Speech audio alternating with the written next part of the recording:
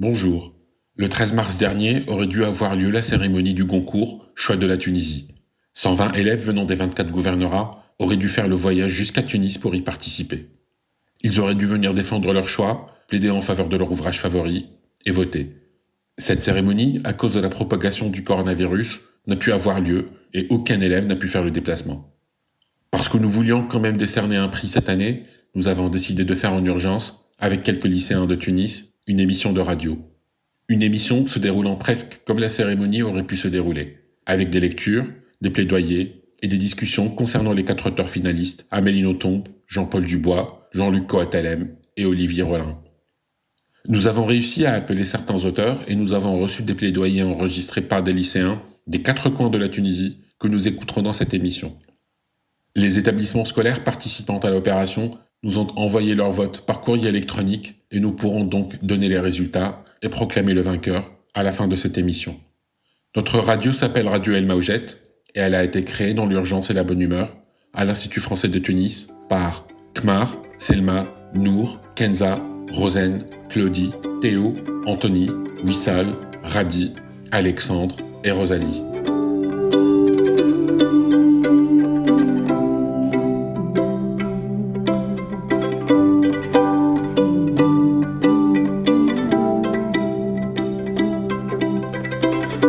Radio El Maoujet.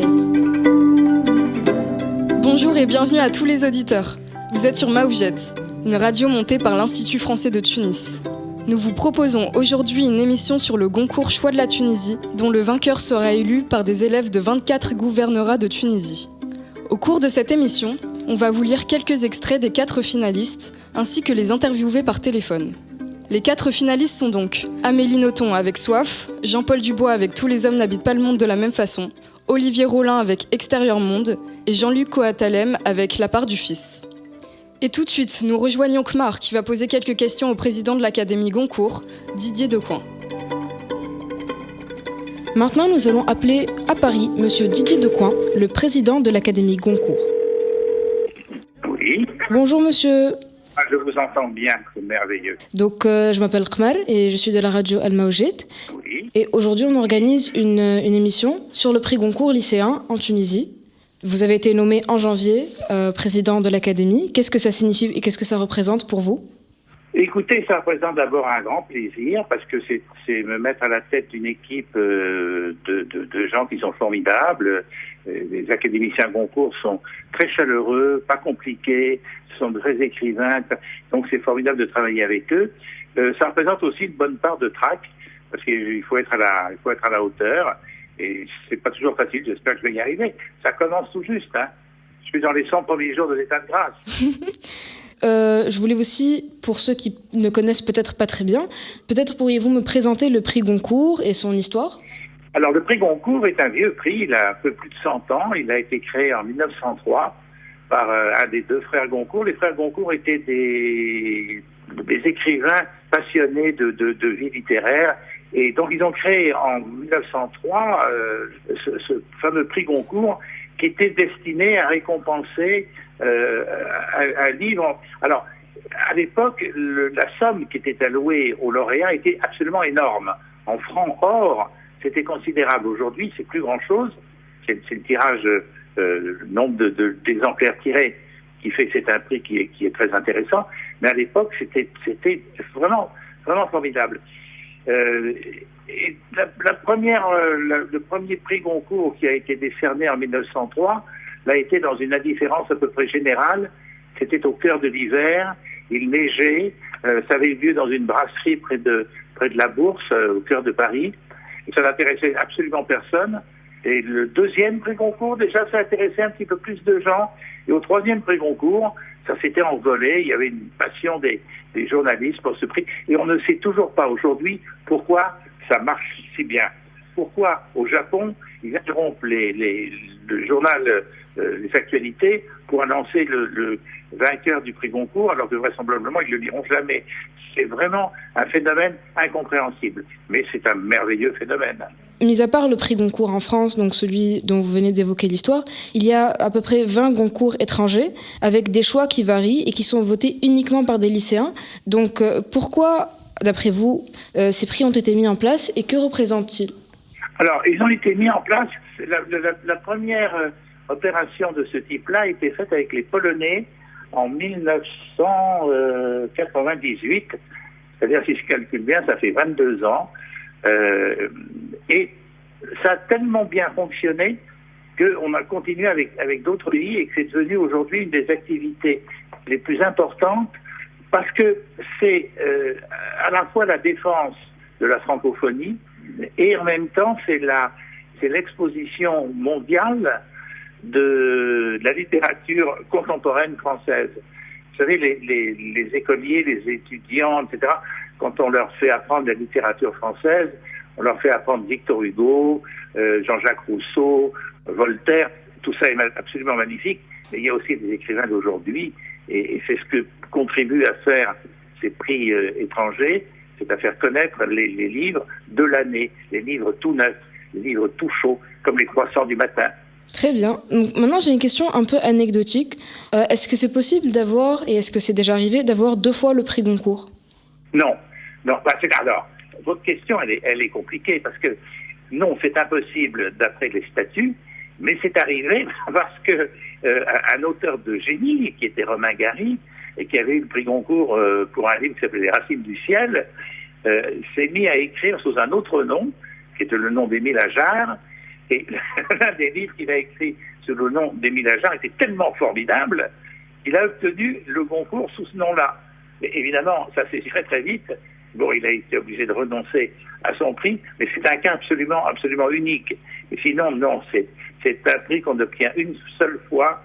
Et donc, si je peux me permettre de donner ce conseil à des amateurs, des écrivains qui veulent l'avoir, si vous l'avez un jour, profitez-en à fond parce que ça n'arrive qu'une fois. Merci beaucoup. C'était un plaisir d'avoir votre avis sur le prix Goncourt. Et on vous remercie d'avoir répondu à notre appel. Et c'est moi qui vous remercie beaucoup et je vous souhaite une bonne continuité. Merci beaucoup. Merci, au revoir. Au revoir. الموجات.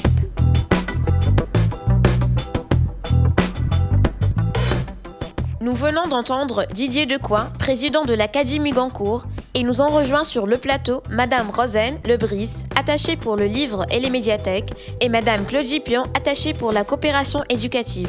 Bonjour Rosen. Bonjour, la Radio Naugette. Bonjour Claudie. Bonjour. Merci d'être parmi nous. C'est nous qui vous remercions de nous accueillir.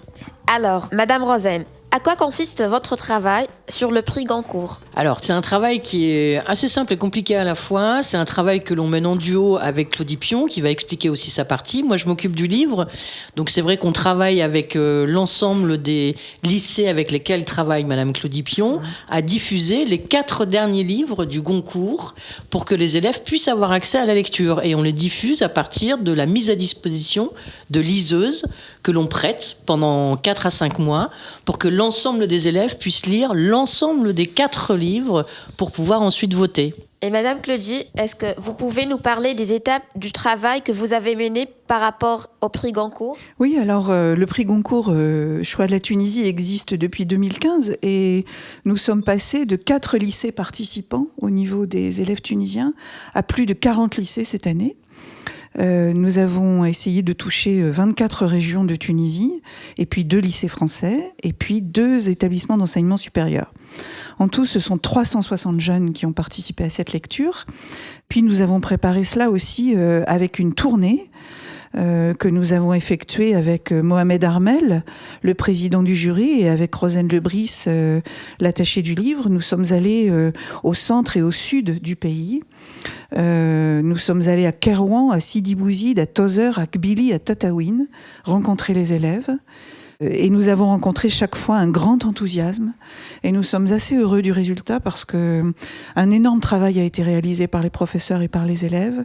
Et on espère par cette émission pouvoir vraiment valoriser tout ce qui a été fait. Est-ce que c'était facile de trouver des lycéens qui sont motivés et qui s'intéressent à la lecture contemporaine ? Alors, cela a été le choix des enseignants de français, qui eux-mêmes sont très motivés par la lecture d'œuvres contemporaines dans les lycées. et qui ont choisi des élèves que le projet a enthousiasmés. Et c'était tellement facile que ce qui était difficile, c'était de limiter à 10 par région. Beaucoup plus d'élèves que cela auraient voulu y participer. Merci Rosen, merci Claudie. Nous allons enchaîner sur les œuvres et les textes et je passe le micro à Salma qui va tout de suite nous parler de Jean-Luc Coatalem et son œuvre La part du fils. Merci Nour. Merci.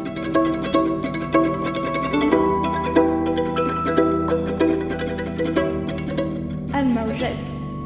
Merci Nour pour ce petit historique du prix Goncourt Choix de la Tunisie et de cette 5e édition un peu spéciale où la francophonie est peinte aux couleurs de l'ensemble de la Tunisie. Vous êtes toujours sur les ondes de Radio El Maoujette. Merci beaucoup pour votre écoute. Cap maintenant sur Brest, ou plus exactement sur la presqu'île de Kergat, puisque c'est là que se passe l'intrigue du livre La part du fils de Jean-Luc Coatalem. Mais qui est véritablement ce Jean-Luc Coatalem, écrivain et journaliste français ? De père officier, Jean-Luc a très vite été initié à l'art de voyager. Enfance polynésienne, adolescence malgache, on peut dire que ses premiers pas dans la vie ont été quelque peu exotiques. Ce globe-trotter, loin de sa Bretagne natale et de ses paysages bocagés, a suivi les pas d'un Gauguin, d'un Le Clésio ou encore d'un Jules Verne. Ses 20 000 lieues sous la mer à lui prennent la forme de romans, de nouvelles et d'essais d'aventure. Grand boulimique du dépaysement et écrivain voyageur, il a été l'auteur de récits bourlingueurs comme Mission au Paraguay et Suite indochinoise. Ce qui était à l'origine un choix de vie de son père, puis un penchant personnel pour l'ailleurs, est devenu véritablement au fil du temps l'essence même de ses écrits. Sous l'égide de Michel Lebris, il est l'un des 9 signataires du Manifeste pour une littérature voyageuse, publié en 1992. Littérature voyageuse d'un côté, enquête journalistique de l'autre. Oui, car Jean-Luc Coatalem a la double casquette d'écrivain et de journaliste. À Paris, il commence sa carrière dans l'édition. Puis, il s'initie au grand reportage et devient même le rédacteur en chef adjoint du magazine Géo. À partir de ce moment, Coatalem commence son propre tour du monde, pas en 80 jours, mais il y a bien un 80 dans l'histoire puisqu'il visite 80 pays. L'œuvre de cet écrivain journaliste est à l'image de son chemin de vie personnel, divers, multiple, riche et enrichissant. Célébration d'un Gauguin dans son essai « Je suis dans les mers du Sud », ode à la géographie et à l'errance dans la consolation des voyages, récit plus intimiste, comme Il faut déjà se quitter, polar poétique comme Fortune de mer, Coatalem a bel et bien plusieurs cordes à son arc. Pour Mes pas vont ailleurs, il a été lauréat du prix Femina Essai et du prix de la langue française. En 2019, son dernier roman à la croisée des genres et des époques a été finaliste du Renaudot et du Goncourt. Il s'agit bien sûr de La part du fils, et c'est de cela que nous allons parler. Dans La part du fils, le lecteur va suivre l'investigation du narrateur dont on ignore tout, le nom, l'âge, la profession, narrateur qui va enquêter sur son grand-père Paul, disparu pendant la Seconde Guerre mondiale. Disparition d'un grand-père, enlèvement d'un père et d'un époux, déportation d'un soldat, un événement qui a bouleversé la vie de cette famille brestoise, mais qui est passé sous silence depuis des années.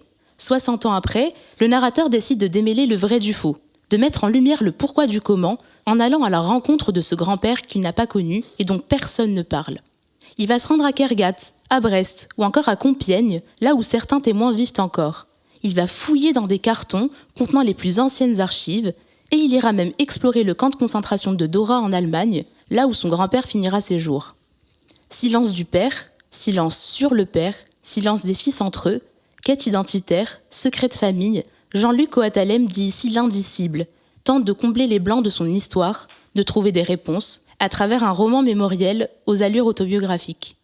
Et tout de suite, Nour vous invite à plonger dans l'univers brestois de La part du fils, avec la lecture d'un extrait de ce livre, de quoi vous donner envie de découvrir ce récit. Paul est né en 1894 à Brest. Il vient d'une famille finistérienne où les hommes sont généralement employés à l'arsenal, la base militaire et navale. Il a fait la Première Guerre. Il a épousé Jeanne, 3 enfants, Lucie, Ronan et Pierre, mon père. Officier de réserve, il a été muté en Indochine, dont il est rentré en 1930. Dans le civil, il a travaillé ensuite pour une imprimerie et dans une entreprise de construction. Puis, comme la plupart des Français, il a été mobilisé de nouveau en 1939 au grade de lieutenant. Je ne l'ai pas connu, parti trop tôt, trop vite, comme si le destin l'avait pressé. Mais il nous reste sa Bretagne, à lui, qui est devenue la nôtre. Sous le régime de Vichy, une lettre de dénonciation aura suffi. Que contenait-elle exactement? Personne ne l'a su. Au 1er septembre 1943, Paul a été arrêté par la Gestapo. Il sera conduit à la prison brestoise de Pontagnou, incarcéré avec les politiques et les terroristes. Interrogé, puis ce sera les camps en France et en Allemagne. Rien n'arriverait plus jamais à l'en faire sortir, à l'en faire revenir.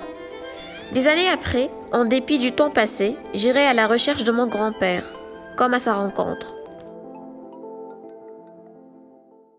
Donc merci Nour pour cet avant-goût littéraire. Et maintenant, nous allons joindre au téléphone Monsieur Koatalem, qui est en ce moment même à Paris, pour échanger avec lui autour de son livre. Allô ? Allô, bonjour. Oui, Monsieur Koatalem. Lui-même. Oui, c'est l'Institut français de Tunis à l'appareil. Et c'est la radio Al-Maoujat. D'accord. Tout d'abord, merci d'avoir accepté notre invitation. On est très content de vous recevoir sur les ondes de la radio. Merci à vous. Pour me présenter, je suis Selma, une étudiante tunisienne. Je suis plutôt historienne et du coup, j'ai adoré votre roman La part du fils. Bon, je vous remercie. Voilà, et du coup, donc, je vais vous poser quelques questions sur votre livre. Ok, je vous écoute. Merci. Alors, votre livre, c'est un peu un récit autobiographique, moins sur vous que sur votre grand-père, sur votre père, sur votre famille, pour ainsi dire. Mais c'est quoi pour vous La part du fils ? Oui, c'est effectivement un livre sur ma famille, mais c'est surtout un livre sur le silence et sur le mystère de cette arrestation de mon grand-père en septembre 1943 et sa disparition dans les camps et surtout sa deuxième disparition qui est la disparition dans la mémoire collective de la famille puisque la deuxième génération n'a pas voulu parler de cela, ayant été finalement bouleversé et anéanti par ce départ. Donc la part du fils, c'est cette part manquante pour les fils et les petits-fils, et c'est aussi cette part à reconquérir d'une certaine façon dans l'histoire, et à travers le silence qui avait été posé. Alors vous parlez de silence, et c'est vrai que votre livre, c'est un peu dire l'indicible et combler les blancs d'une histoire familiale qui n'a pas été dite. Du coup, on se demande quelle a été la réception de votre livre par votre famille, par vos proches. Oui, alors ça, c'était quelque chose c'est quelque chose quand même qui se pose toujours, quoi que vous fassiez, puisque dès que vous écrivez un livre, vous avez toujours des réactions finalement assez larges avec j'aime bien, j'aime pas, c'est triste, c'est beau, c'est pas triste, c'est rigolo. Enfin, oui, vous avez toujours chaque lecteur apporte sa lecture et apporte son regard. Évidemment, quand ce sont des livres familiaux ou qui partent du principe que le terreau même de l'histoire, c'est la famille, vous êtes encore plus sensible à ce qui va être dit, mais vous, l'auteur, c'est aussi sa part à lui d'écrire comme il l'entend une histoire. Donc une fois que cette histoire a été écrite, j'ai demandé l'autorisation à mon père de pouvoir la publier, et il me l'a donnée. Et la réception, elle a été à la fois bonne et pas bonne. Elle a été bonne dans le sens où le livre existe, et puis pas bonne parce que, évidemment, quelquefois, on me dit « Ah oui, mais ça, t'aurais peut-être pu dire ça autrement », ou « Moi, j'aurais pas dit les choses comme ça ». Mais c'est un peu comme quand vous faites un tableau, quelqu'un va vous dire « Ah ben là, il y a trop de verre », ou « Je trouve pas la maison très bien dessinée », ou alors « Il y a trop de nuages ». Vous voyez, je crois que l'écrivain, à un moment, il fait comme il l'entend, il fait comme il le sent, il fait surtout comme il le peut. Et après, la réception appartient à chacun. Enfin, moi, j'avais l'impression que c'était une écriture thérapeutique presque pour vous. Enfin, c'est une écriture un peu pour faire le deuil finalement de cette mémoire qui a été bafouée. Oui, thérapeutique, ça voudrait dire que je serais malade, mais si tant est que c'était une maladie, ce serait une maladie un peu lancinante, c'est-à-dire que c'est quelque chose qui me hantait et qui finalement me déconstruisait, c'est-à-dire ne sachant pas ce qu'il était advenu de ce grand-père, ne sachant pas trop non plus le destin de cet oncle qui est évoqué dans le livre et qui rejoint les forces françaises libres, appartient au contre-espionnage, et d'ailleurs et muté à plusieurs reprises dans les pays du Maghreb. Et ce silence de mon père, voilà, j'étais confronté à ça et j'avais besoin d'un éclaircissement, j'avais besoin de savoir, j'avais besoin que les choses deviennent transparentes. J'aurais pu continuer comme ça, de ne pas savoir. C'est le cas de mes frères, de mon frère ou de mes cousins qui, eux, n'ont jamais cherché. Donc il y a des gens qui s'en arrangent. Moi, ça ne m'arrangeait pas.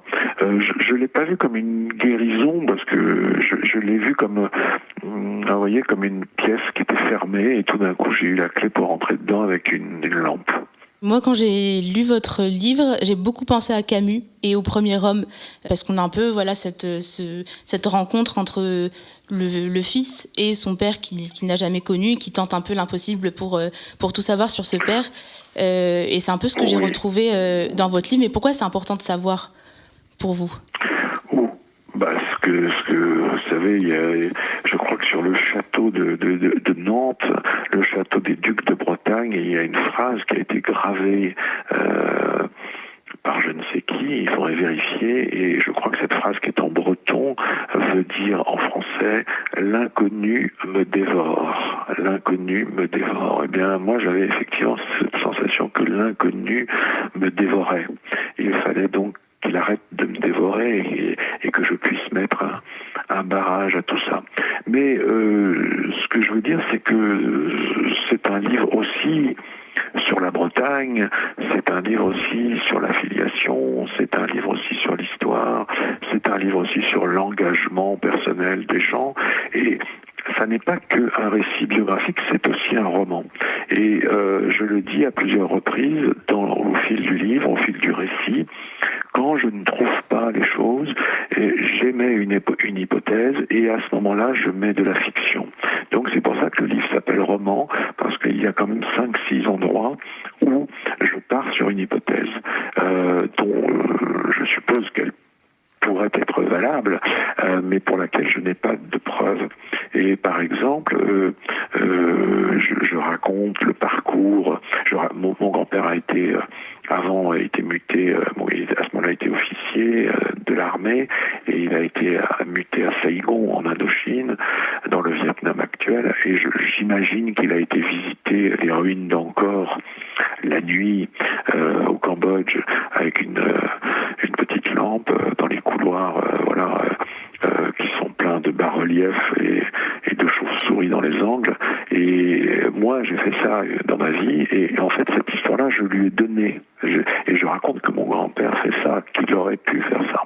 Donc en fait, à la réalité biographique que je trouvais, parfois très difficilement, j'ai injecté des moments où ce grand-père, pour moi un peu légendaire, un peu mythique, d'autant que je ne l'ai pas connu, je lui donnais sa part un peu romanesque. Voilà. Et pour finir, votre livre en fait entremêle l'histoire avec un grand H et la petite histoire, l'histoire d'un individu qui n'a pas forcément marqué l'histoire avec un grand H, qui est votre grand-père. Et pourquoi aujourd'hui c'est important de garder une trace justement de la mémoire de ces individus, de ces inconnus entre guillemets ? Pourquoi est-ce que ces personnes ont le droit aussi à un... Vous avez raison. Ce sont des destins modestes, ce sont des destins individuels, ce sont des destins dramatiques parce que ça se finit mal pour eux, pour lui. La grande histoire, avec un grand H, elle est tissée de 1000 histoires petites. Et c'est ces 1000, 10 000, 100 000, 1 million de petites histoires qui font la grande histoire. Donc elles ont à la fois une inutilité flagrante et en même temps une utilité parce qu'elles participent à un mouvement, elles participent à un moment historique. Mais le rôle de mon grand-père durant la Seconde Guerre mondiale est très modeste, je vous l'accorde. Et celui de mon oncle qui rejoint les forces françaises libres en 1943 est aussi très modeste. Mais c'est aussi glorieux d'une certaine façon parce qu'il y a plein de gens qui n'ont rien fait. Eux l'ont fait. Et dans le cas de mon grand-père, il en a perdu la vie. Mais l'histoire avec un grand H, c'est notre histoire avec un petit H aussi. Et ça me semblait intéressant, en tout cas nécessaire pour moi, pour les gens qui me lisent, à un moment d'arriver sur ces questions biographiques. Merci beaucoup, Monsieur Kouatalem, d'avoir répondu à nos questions. Ça a été un plaisir pour nous. C'est moi qui vous remercie. Je vous remercie d'avoir aimé mon livre. On verra ce que l'avenir nous réserve en Tunisie. Oui, avec plaisir. Écoutez, merci encore. Merci beaucoup. Au revoir. Au revoir. Vous êtes toujours sur les ondes de Radio El Maoujet. Et maintenant, un peu de musique jouée par Radi Chawali.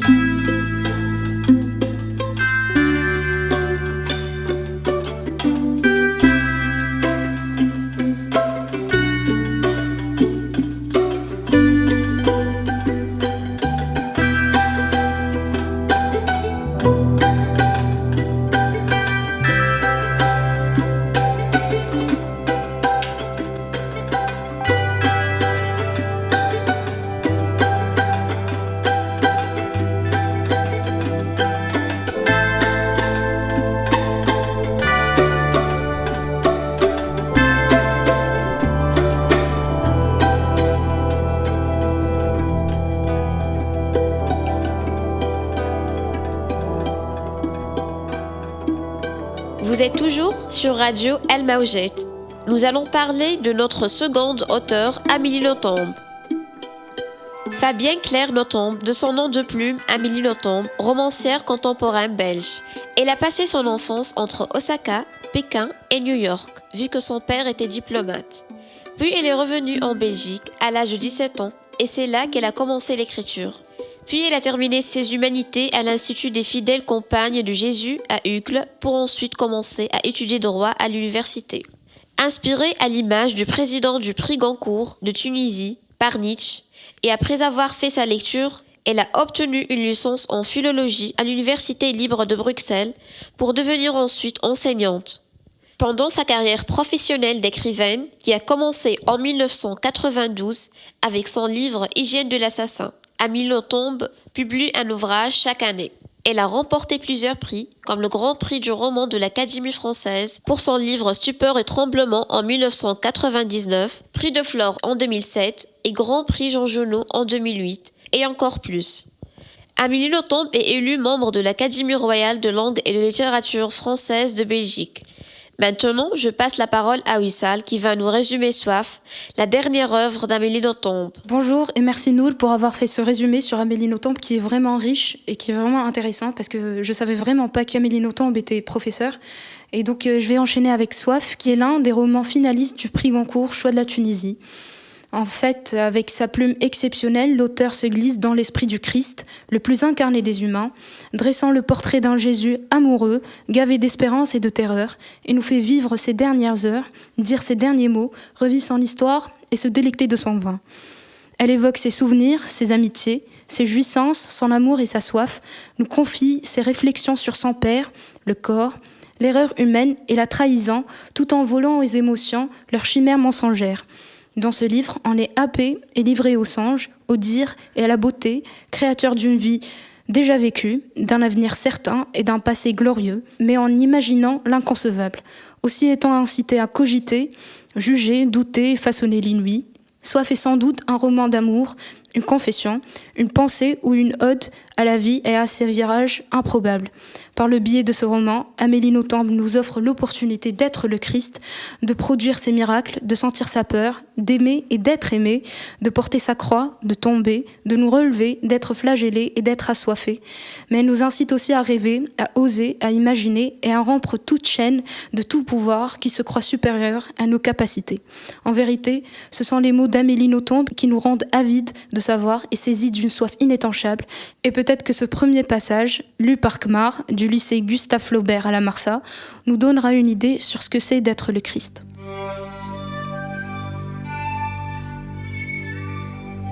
J'ai toujours su que l'on me condamnerait à mort. L'avantage de cette certitude, c'est que je peux accorder mon attention à ce qui le mérite, les détails. Je pensais que mon procès serait une parodie de justice. Il l'a été, en effet, mais pas comme je l'avais cru. À la place de la formalité vite expédiée que j'avais imaginée, j'ai eu droit au grand jeu. Le procureur n'a rien laissé au hasard. Les témoins à charge ont défilé les uns après les autres. Je n'en ai pas cru mes yeux quand j'ai vu arriver les mariés de Cana, mes premiers miraculés. Cet homme a le pouvoir de changer l'eau en vin, a déclaré l'époux avec sérieux. Néanmoins, il a attendu la fin des noces pour exercer son don. Il a pris plaisir à notre angoisse et à notre humiliation, alors qu'il aurait pu si facilement nous éviter l'une et l'autre. À cause de lui, on a servi le meilleur vin après le moyen. Nous avons été la risée du village. J'ai regardé calmement mon accusateur dans les yeux. Il a soutenu mon regard, sûr de son bon droit. L'officier royal est venu décrire la mauvaise volonté avec laquelle j'avais guéri son fils. « Comment se porte votre enfant à présent ?» n'a pu s'empêcher de demander mon avocat, le commis d'office le moins efficace que l'on puisse concevoir. « Très bien, le grand mérite. Avec sa magie, il lui suffit d'un mot. » Les 37 miraculés ont déballé leur linge sale. Celui qui m'a le plus amusé, c'est l'ex-possédé de Capharnaüm. Ma vie est devenue d'une platitude depuis l'exorcisme. L'ancien aveugle s'est plaint de la laideur du monde. L'ancien lépreux a déclaré que plus personne ne lui octroyait l'aumône. Le syndicat des pêcheurs de Tibériade m'a accusé d'avoir favorisé une équipe à l'exclusion des autres. Lazare a raconté combien il était odieux de vivre avec une odeur de cadavre qui vous collait à la peau. À l'évidence, il n'a pas fallu les soudoyer, ni même les encourager.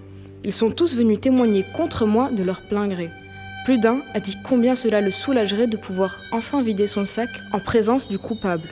Je suis un faux calme, il m'a fallu beaucoup d'efforts pour écouter ces litanies sans réagir. À chaque fois, j'ai regardé le témoin dans les yeux sans autre expression qu'une douceur étonnée. À chaque fois, on a soutenu mon regard avec morgue, on m'a défié, on m'a toisé. La mère d'un enfant que j'avais guéri est allée jusqu'à m'accuser de lui avoir gâché la vie. Quand le petit était malade, il se tenait tranquille. À présent, ça gigote, ça crie, ça pleure. Je n'ai plus une minute de paix, je ne dors plus la nuit. N'est-ce pas vous qui aviez demandé à mon client de guérir votre fils ? A interrogé le commis d'office. De le guérir, oui, pas de le rendre aussi infernal qu'il était avant sa maladie. Peut-être auriez-vous dû préciser ce point. Il est omniscient, oui ou non ? Bonne question. Je suis toujours ti et jamais po. Je connais les compléments d'objets et jamais les compléments circonstanciels. Donc non, je ne suis pas omniscient. Je découvre les adverbes au fur et à mesure et ils me sidèrent. On a raison de dire que le diable est dans les détails.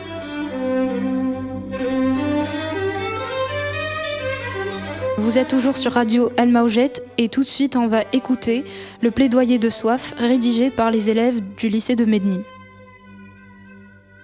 J'ai soif, a crié Jésus, le personnage principal d'Amélie Nothomb, sous les rayons qui dardaient sur la croix. Ces paroles ont allumé en elle une ardeur très vive, une volonté mystique qui s'est déployée en elle comme un animal monstrueux, et qui s'est résignée à ne pas mourir, faisant naître un nouvel évangile tantnothambienne, un ex-voto littéraire qui s'irrigue de la Bible, mais qui se bat sur l'anecdotique pour échapper à la redite. L'œuvre de Nothomb naît du silence, le silence de l'Église, le silence de Jésus. Avec Amélie Nothomb, le silence du monodrame du film muet et la crucifixion est enfin fissuré par le langage. Le moi de Jésus est né ainsi que la voix, la volonté, la mémoire, le passé, l'avenir et la conscience. Sur le plan littéraire, l'écrivaine réussit le tour de force de faire passer sa critique, sa soif sans sombrer dans le roman à thèse. Son texte savamment orchestré est un opéra fabuleux, si un bon nous permet l'expression, un ensemble où tout fait sens. On a aimé ce livre mince et facilement digéré. On a apprécié également son écriture viscérale qu'on ressent au plus profond de soi-même, son style nouveau qui a la douceur de la rivière ou le vrombissement d'une cascade de montagne. Quel talent aussi, cette phrase où le goût du mot exact épate, où ne peut y être que l'essentiel, acéré, dépouillé de toute fioriture, direct, sans incident, ou presque, courant au but comme la soifée à la fontaine, et qui instaure une atmosphère crépusculaire mais douce, qui parle la misère mais sans misérabilisme. Ce livre exaltant est terriblement difficile et profondément subversif. Il est intellectuellement exigeant. Il appelle lecture, relecture et prise de notes. Il fait découvrir à chaque fois un lecteur assoiffé, un Jésus assoiffé.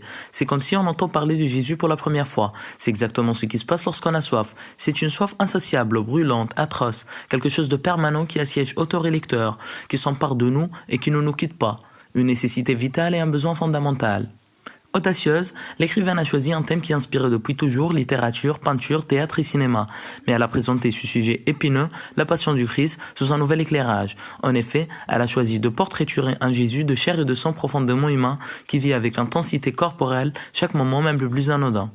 L'œuvre nothambienne franchit donc un sujet tabou, tacite. Elle se rebiffe contre une longue tradition de haine du corps.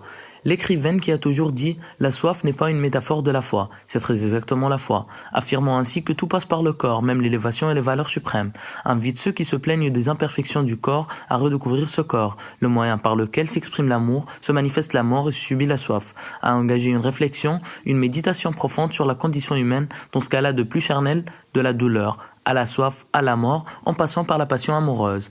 À cette soif du corps vient s'ajouter celle du cœur. En effet, notre tombe nous présente un Jésus mendiant d'une gratitude profonde et sincère, d'un amour indéfectible, d'une tranquillité inaltérable, un Jésus affamé de la vertu, assoiffé de la justice, de l'idéal qui ne peut être que du vin. L'ingratitude des miraculés, leur insensibilité et leur sadisme ouvrent grandes les portes sur la situation déplorable, voire alarmante de l'homme moderne.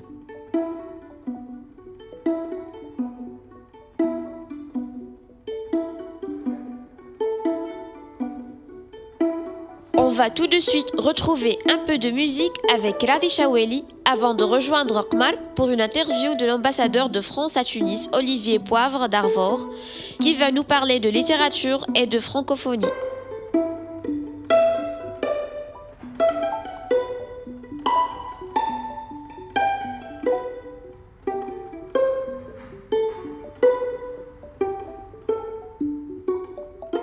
Radio Al-Mawjet. Bonjour Monsieur l'ambassadeur. Bonjour. Merci beaucoup de nous rejoindre pour cette émission sur le prix Goncourt lycéen qui est organisée à l'IFT. Pour cette émission, je voulais vous demander tout d'abord la francophonie pour vous, qu'est-ce que ça signifie et quelle est l'importance de la francophonie et de la présence culturelle de la France à l'étranger? Ce sont des choses différentes. La francophonie, c'est pas la France.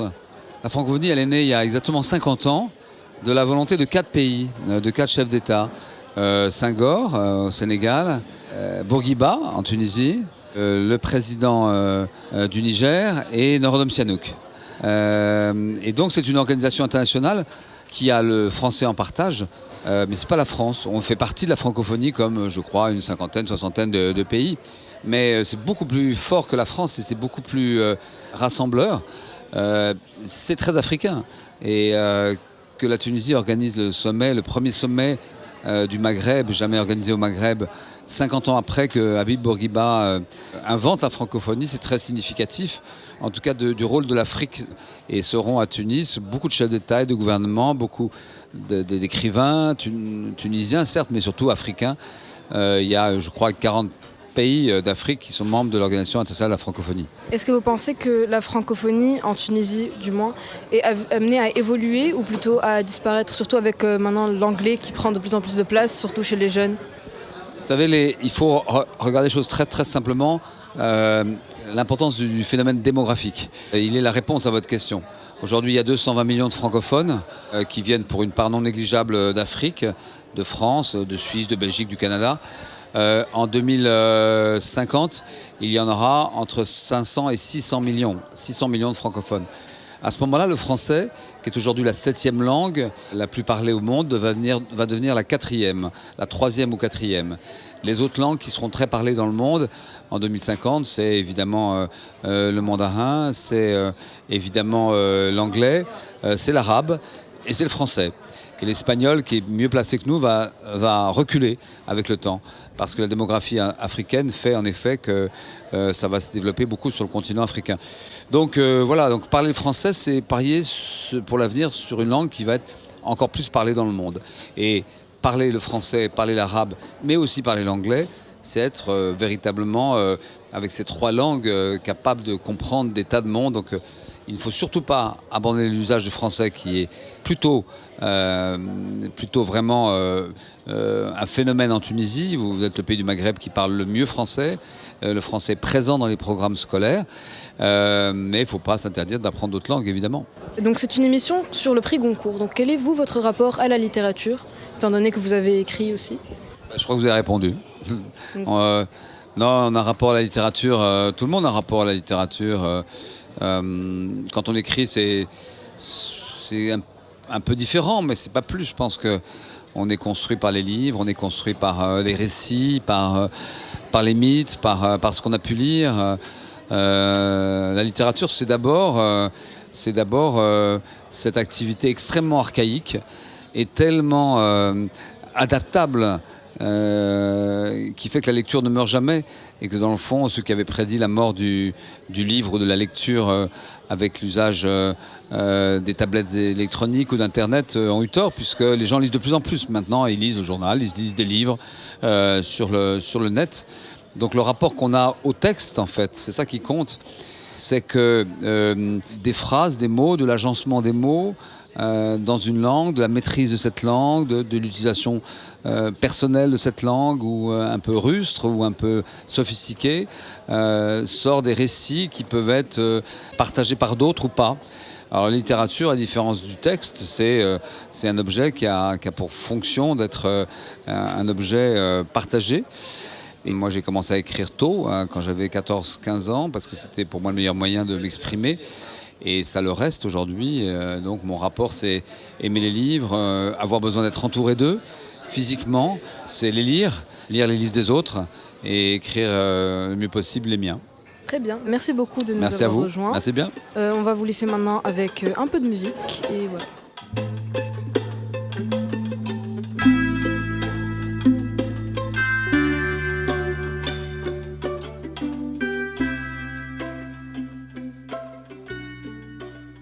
Alors, vous êtes encore avec Radio Al-Mawjet. On enchaîne maintenant avec le 3e livre du Goncourt, Choix de la Tunisie. Tous les hommes n'habitent pas le monde de la même façon, de notre auteur Jean-Paul Dubois. Pour être honnête, comme la majorité des terriens, j'ai ouvert Wikipédia. D'après Wikipédia, Jean-Paul Dubois serait né le 20 février 1950. Et il serait aussi un auteur français. D'après la 2e ligne de Wikipédia, Jean-Paul Dubois aurait reçu le prix Goncourt 2019. Pour son livre, bien sûr, Tous les hommes n'habitent pas le monde de la même façon. Alors, je ne vais pas vous lire tout Wikipédia, on va sauter la section œuvres et références et biographies et tout ça. Je m'arrêterai plutôt à la section thèmes récurrents. Vous voyez, quand j'ai lu thèmes récurrents, la première chose qui m'avait sauté à l'esprit, c'était des termes du genre guerre, je sais pas moi, nature, amour. Bon, j'ai bien trouvé le terme amour, mais ce qui m'a vraiment choqué, on a trouvé dentiste, tondeuse à gazon, il y avait voiture, il y avait même rugby. Et c'est là que je me suis dit, ce monsieur-là, moi, j'ai impérativement besoin de l'écouter. Et j'ai quitté Wikipédia et j'ai commencé à regarder des interviews. Et c'est là que je l'ai entendu dire, à la sortie du restaurant, après l'annonce du prix Goncourt, tout arrive, c'est adorable. Tout arrive, c'est adorable. Je vous laisse, chers auditeurs de Radio Al-Mawjet, méditer un instant sur ces propos, qui, je crois, ils reflètent parfaitement notre auteur, Jean-Paul Dubois. Donc je vous laisse tout de suite avec les mots de Jean-Paul Dubois, lus par Rosalie. La prison de la rivière. Il neige depuis une semaine. Près de la fenêtre, je regarde la nuit et j'écoute le froid. Ici, il fait du bruit. Un bruit particulier, déplaisant, donnant à croire que le bâtiment pris dans un étau de glace émet une plainte angoissante comme s'il souffrait et craquait sous l'effet de la rétraction. À cette heure, la prison est endormie.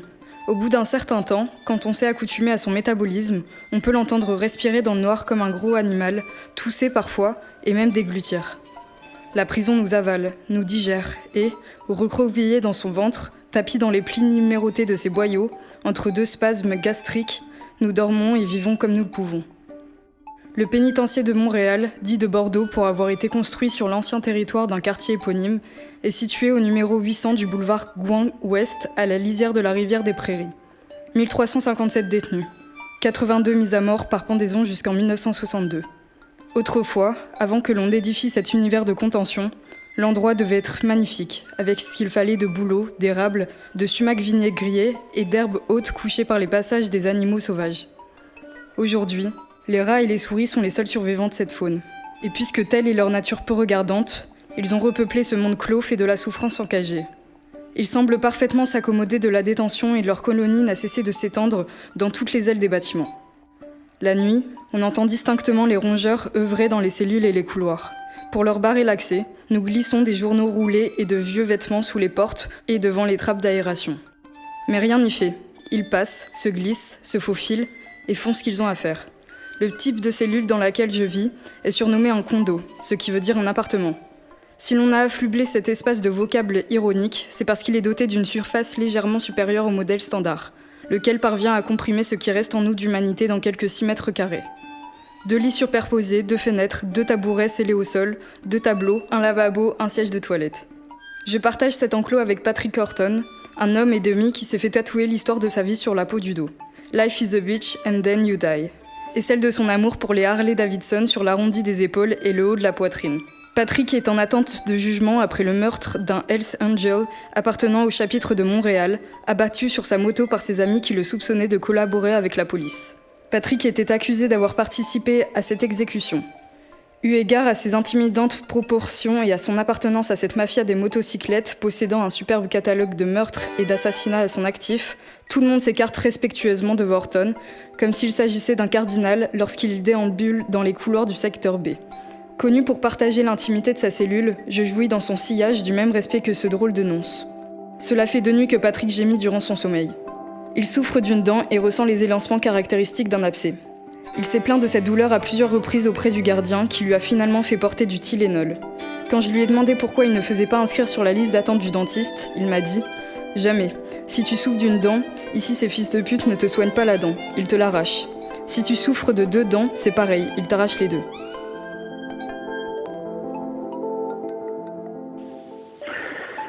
Bonjour, je suis Jean-Paul Dubois. Ça fait 6 mois maintenant que le petit hydravion qui est sur la couverture de mon livre a entrepris un long voyage qui l'a conduit à se poser à peu près sur tous les continents pour raconter simplement que tous les hommes n'habitent pas le monde de la même façon. Voilà, c'est un sacré boulot. Je suis vraiment ravi qu'il est à Mairie en Tunisie et très honoré aussi que certains d'entre vous, peut-être poussés par la curiosité de la jeunesse, aient eu l'envie de monter à bord de ce petit beaver pour découvrir l'intérieur de son histoire. Ça aussi, c'est un sacré boulot. Et peut-être qu'avec un peu de chance, cette histoire-là vous plaira. Je ne sais pas. En tout cas, bonne chance et surtout belle vie à tous. Au revoir.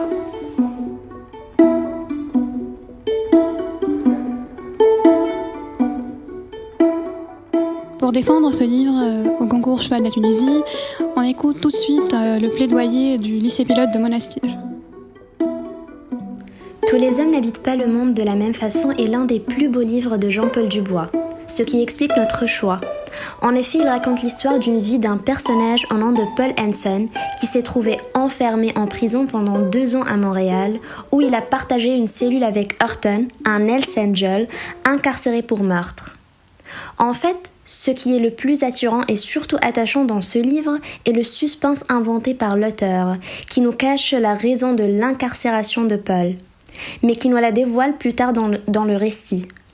Sans oublier bien sûr son côté métaphorique. Plus précisément, Dubois dévoile la laideur de notre monde actuel et démasque le mauvais impact de certaines personnes qui débarquent dans nos vies pour massacrer et bouleverser notre quotidien.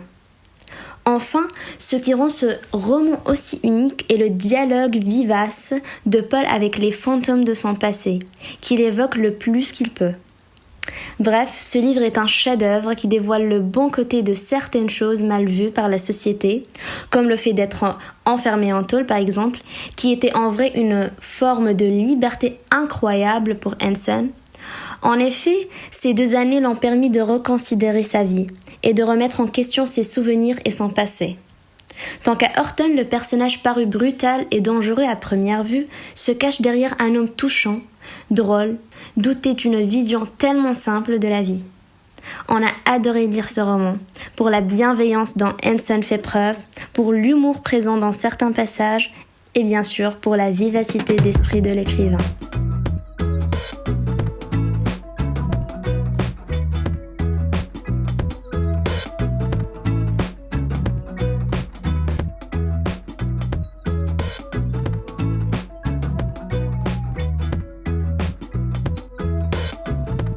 Vous êtes toujours sur Radio Almaoujette Et nous allons maintenant parler de notre dernier ouvrage, Extérieur Monde, écrit par Olivier Rollin.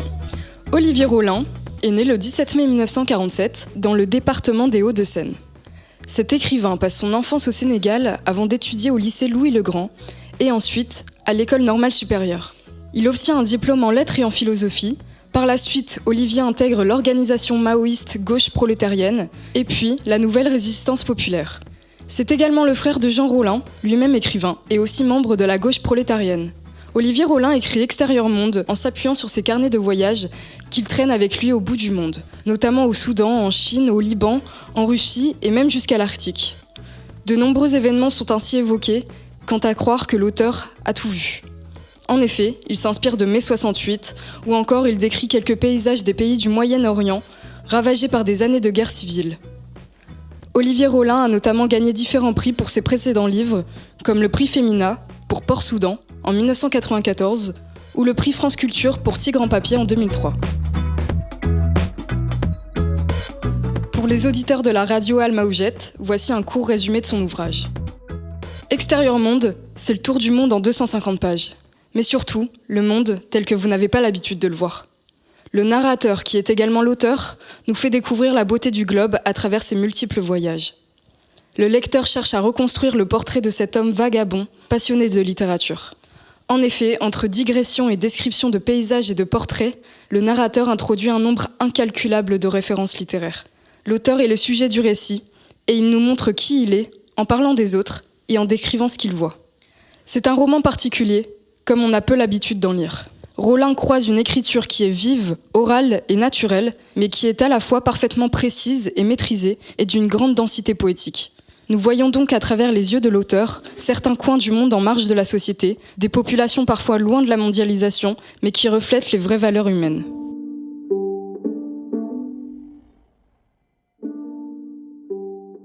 D'autres visages, d'autres voix, tout un petit tumulte dort dans les pages de ces carnets amoncelés sur ma table, que je n'ouvrirai sans doute plus. Même, je me demande si j'en noircirai de nouveau, si cette récapitulation zigzagante n'épuise pas le désir que j'avais de les écrire. Et quand je dis désir, c'est souvent plutôt une espèce de devoir que je ressentais, mystérieux car vis-à-vis de qui, de quoi, d'un livre à venir peut-être ? Eh bien maintenant il est là, bon ou mauvais, j'ai fait ce que j'ai pu, avançant à tâtons dans un labyrinthe de papier. S'il y a quelque chose de vaguement testamentaire dans mon entreprise, parce que bien sûr, je me suis posé la question, que me suggérait d'ailleurs la citation de Borges, dont je me suis souvenu, chemin faisant, et que j'ai mise en exergue. C'est là, dans ce possible adieu aux notes, que cela se tiendrait. Mais il suffit que j'écrive ces lignes pour me rebeller. Testamentaire, et quoi encore ? On ne baisse pas le rideau, jamais de la vie. Ces carnets ne seront pas les derniers, c'est donc décidé.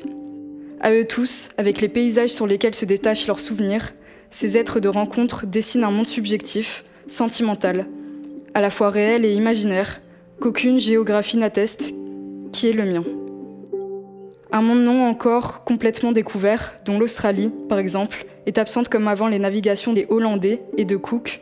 Un monde déformé comme par une projection bizarre, où le Soudan tient une bien plus grande place que l'Inde, où New York est une ville plus petite que Kaboul.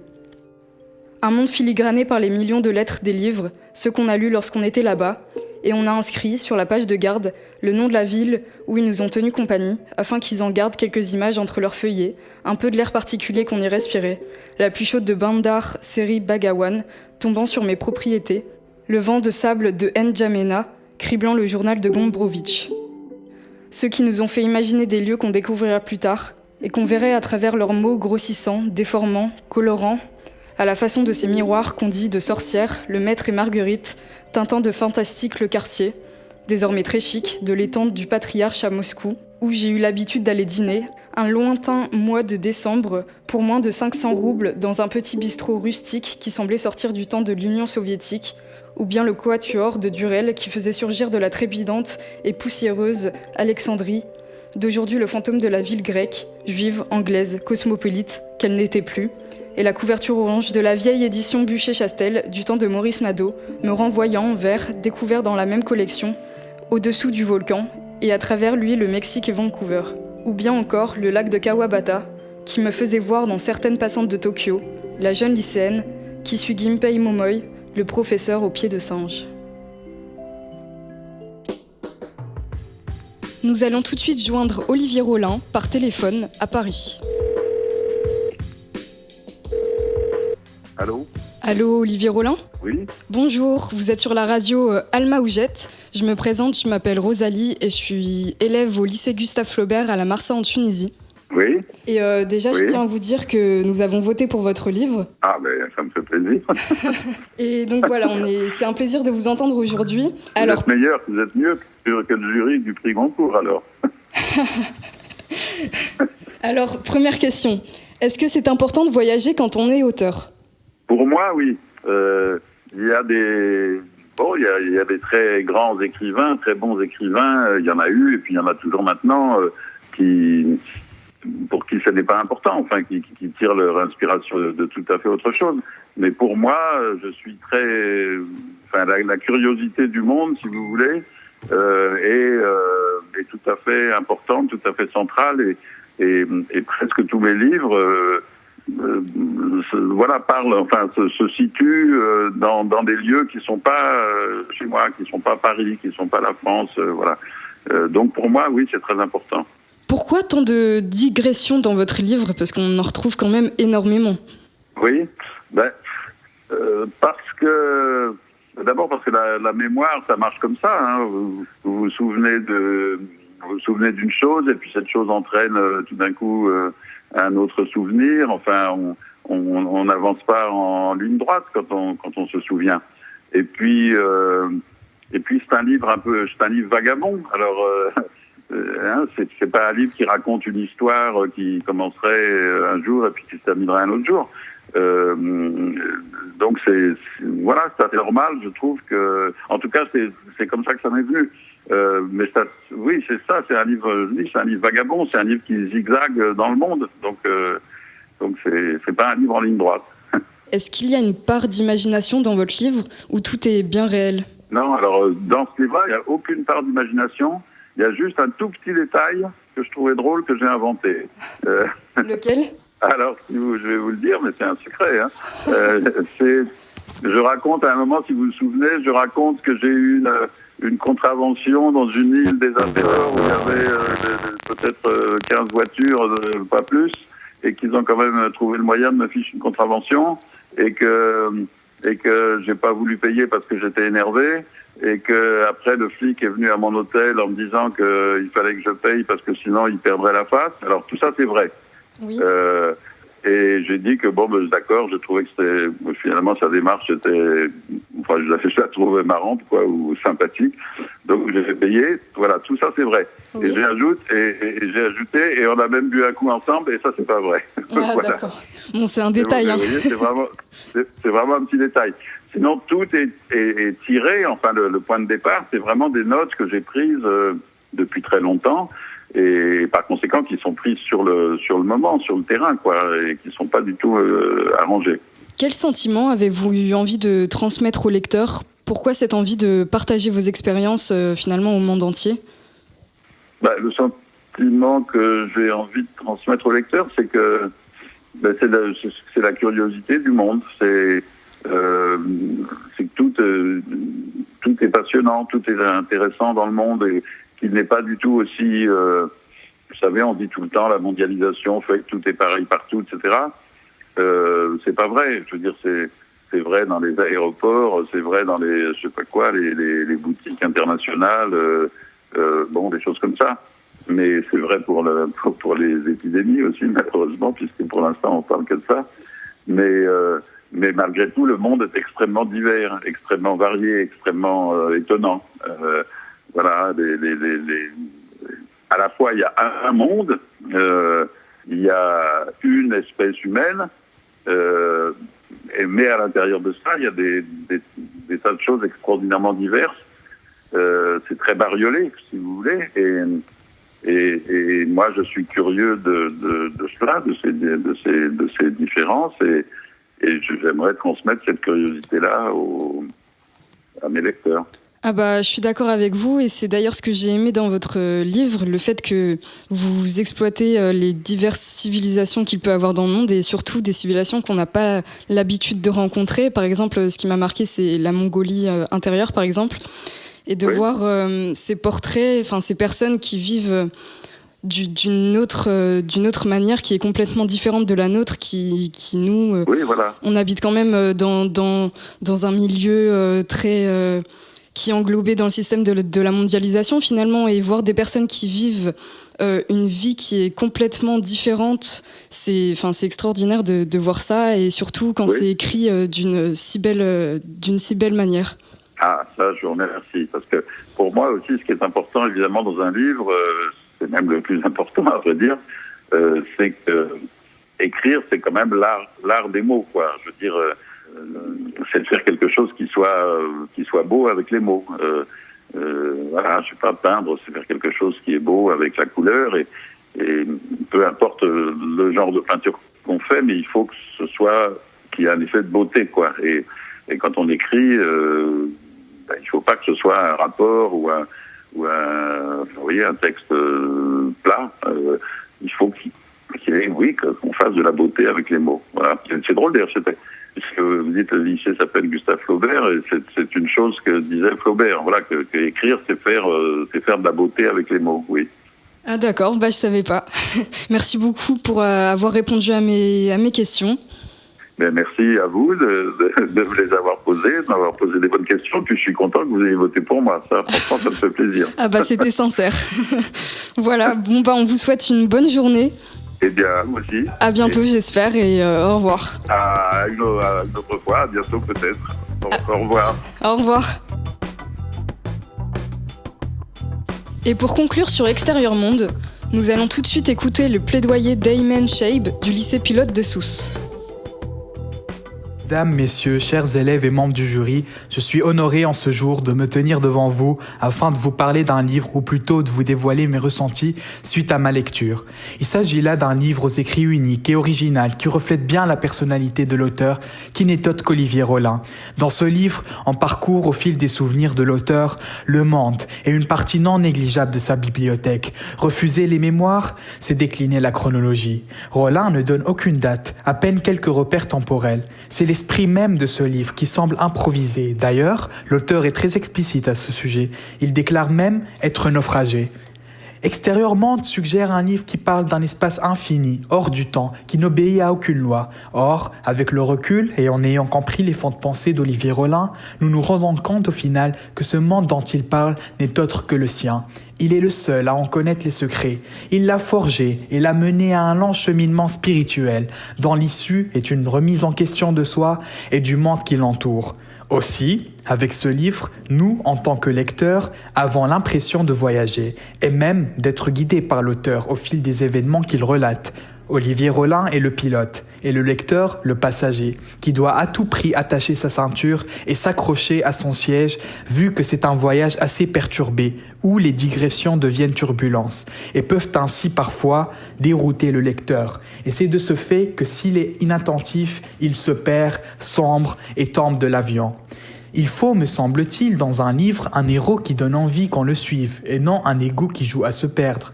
Il faut aussi une histoire, et là, il n'y en a pas, il n'y a qu'une vie. Telle est la déclaration d'Olivier Rollin, qui, à travers ce livre, sort de l'ordinaire et transgresse les codes de l'écrit. Il n'y a en effet aucune histoire à suivre, une absence d'action, d'événements, mais voilà ce qui prend place. Des personnages qui vont et d'autres qui viennent, toute une vie avec ses hauts et ses bas, ses bonheurs et ses malheurs, ses lectures, ses deuils, ses guerres, ses voyages, ses connaissances et surtout ces femmes dont il a tellement parlé et qu'il évoque avec un style baudelairien. En effet, l'auteur évoque au début du roman la marque qu'a laissé le monde sur lui, et cela grâce aux rencontres de femmes qui l'ont rendu heureux à une certaine période de sa vie. Et il fait également référence à Baudelaire, qui était passionné par les femmes. Il les a évoquées dans un recueil, Les fleurs du mal, comme dans À une passante. Ce qui ressort du livre, selon moi, c'est le regard mélancolique et nostalgique d'un homme qui se trouve hors de ce temps. La plupart de ses confessions sont touchantes et émouvantes. On sent que l'auteur avait un réel besoin d'écrire tout cela, de le coucher sur papier, de se confesser et de se remémorer ses instants, ses rencontres, ses femmes et ses livres. Voilà, c'était le dernier plaidoyer de cette émission. Celui d'Aymen Cheyeb, élève de 3e au lycée pilote de Sousse, qui nous parlait du plaisir qu'il a eu à la lecture d'Extérieur Monde, le livre d'Olivier Rollin. Vous êtes toujours sur Radio Almaoujette, et notre émission touche maintenant à sa fin. Nous avons eu la chance de pouvoir discuter avec des auteurs en lice pour le prix Goncourt Choix de la Tunisie, d'écouter des textes et des plaidoyers écrits par des élèves de différents lycées du pays pour défendre ces œuvres et expliquer leurs choix. Le confinement, dû au coronavirus, nous ayant empêchés de tous nous retrouver à Tunis pour le vote final de cette élection, les différents établissements scolaires participant à l'opération nous ont quand même adressé leur vote par courrier électronique. Nous allons donc pouvoir, pour terminer cette émission, vous donner les résultats du concours Choix de la Tunisie. Le vainqueur du prix Goncourt Choix de la Tunisie est donc Jean-Paul Dubois pour son livre Tous les hommes n'habitent pas le même monde. L'Institut français de Tunisie ainsi que les établissements participants et tous les élèves félicitent à distance Jean-Paul Dubois pour cette victoire. Ce fut un grand plaisir pour nous de vous présenter cette émission.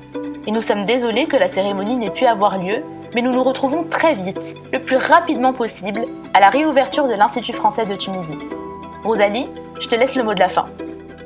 Merci à tous de nous avoir suivis tout au long de cette émission Prix Goncourt Choix de la Tunisie. Cette émission a été enregistrée à l'Institut français de Tunis et préparée par Wissal, Selma, Nour, Kenza, Rosen, Claudie, Théo, Anthony, Radi, Kmar, Alexandre et Rosalie. Aïchek, Beslema!